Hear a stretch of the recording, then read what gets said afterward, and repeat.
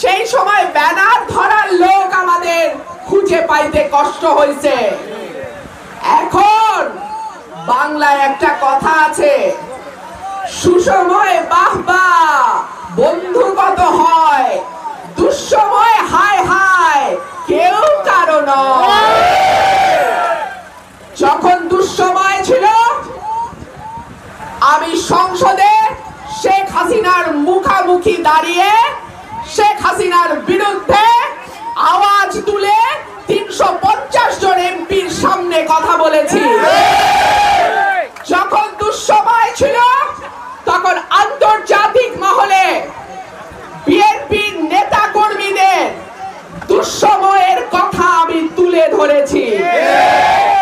যখন দুঃসময় ছিল তখন আমি টেলিভিশনে, মিডিয়াতে, পত্রিকায় নিয়মিত টক শোতে গিয়ে বিএনপির পতাকা তুলে ধরেছি। আমি এমন অনেকের কথা জানি যারা বলেছে চুপ চুপ, হাসিনার বিরুদ্ধে বক্তব্য দেওয়ার দরকার নাই। সত্য কি সত্য না? এখন যদি তারা সামনে আসতে চায়, এখন যদি তারা আপনাদের নেতৃত্ব দেওয়ার খায়েশ রাখে, আপনারা কি সেটা মেনে নেবেন?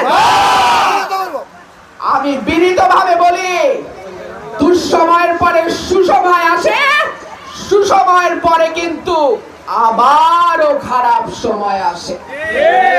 ভালো সময় আসছে মানে এই না যে এই জীবনে আর কোনোদিনও দুঃসময় আসবে না। সুতরাং দুঃসময় আপনার পাশে যে নেতা ছিল, দুঃসময় আপনার পাশে যে কর্মী ছিল, তাদেরকে ভুলে যাবেন না।